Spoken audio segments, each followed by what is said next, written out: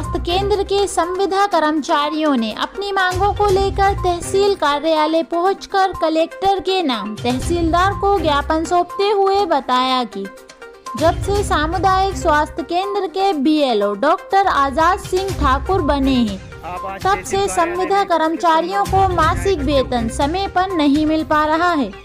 वहीं उन्होंने बताया कि पठारी स्वास्थ्य केंद्र में पदस्थ प्रभारी डॉक्टर शुभम तोमर द्वारा महिला कर्मचारियों के साथ अभद्रता की जाती है।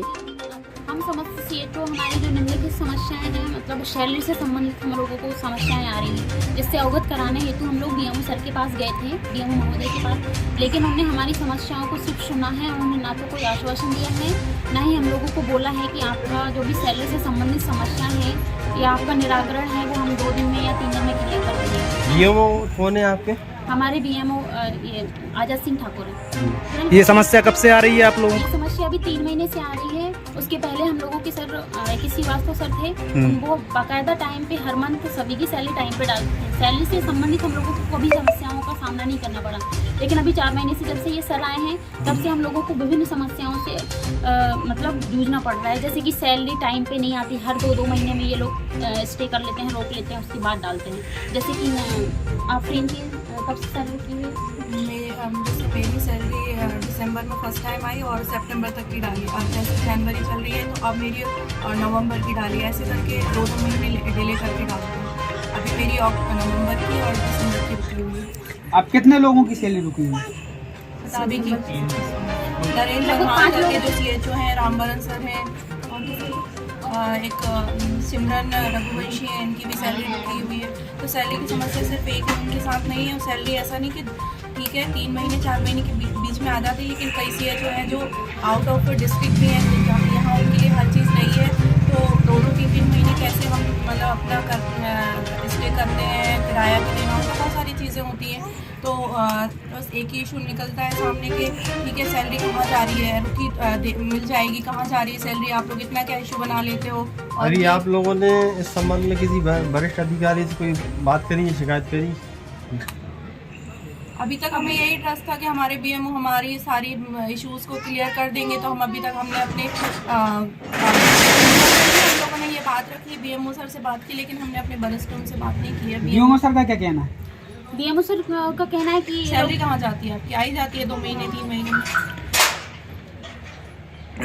और इसके हम लोग बार-बार लिखित आदेश भी, मतलब लिखित लेटर भी दे चुके हैं, सूचित भी कर चुके हैं कि सर हम लोगों का पीबीआई क्लियर कर दो, सैलरी क्लियर कर दो, लेकिन अभी तक ऐसा कोई भी संबंधित लेटर जारी नहीं किया है जिससे आश्वासन प्राप्त हुआ हो हम लोगों को, ना ही आश्वासन लिया है। इसके अलावा भी और कोई समस्याएं हैं जो आपको आ रही हूँ?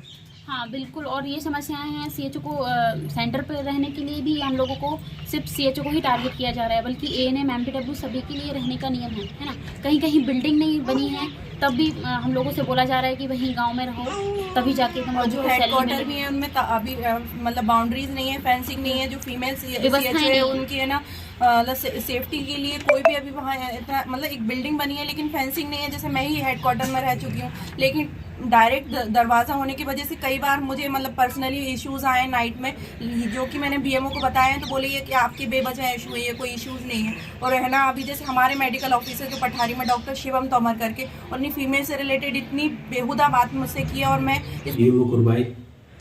सर आज जो महिला है एसडीएम कार्यालय पहुंची थी, आपके स्वास्थ्य केंद्र से रिलेटेड थी, वो सारी कर्मचारी की संविदा, वो एक ज्ञापन लेकर पहुंची थी।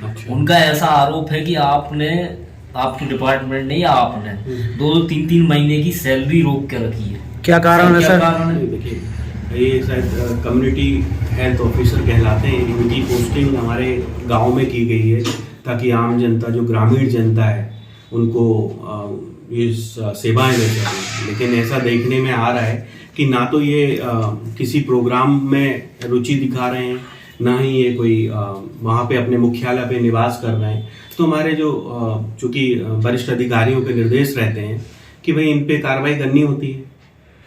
और ऐसी नहीं है किसी की सैलरी नहीं रुकी हुई है। अभी ये लोग 21 दिन की हड़ताल पे गए हुए थे। कब गए थे सर? हाँ, ये लोग पिछले महीने की 15 तारीख को हड़ताल पे गए हुए थे और अभी इस महीने लौट के आए। तो उस वजह से सैलरी प्रोसेस होने में टाइम लगा हो। अगर किसी की रुकी भी होगी तो कुछ रीजन से रुकी होगी, उसकी कहीं ड्यूटी लगाई गई होगी तो उसने ड्यूटी नहीं की होगी, या कोई उसको ऑर्डर दिया गया होगा जो उसने पालन नहीं, उन महिला कर्मचारियों का स्पष्ट कहना है मीडिया के सामने कि साल में 2-3 महीने के लिए होल्ड की जाती है सैलरी। क्या कारण है सर? नहीं, होल्ड करने के कोई ना कोई कारण होते हैं। अननेसेसरी किसी की होल्ड नहीं की जाती। अगर उनको जो दायित्व सौंपे गए हैं अगर वो नहीं कर रहे हैं तो ये कारण हो सकता है। सर कहना है कि इससे पहले डॉक्टर श्रीवास्तव के कार्यकाल में इस तरीके की कभी कोई शिकायत नहीं आई है।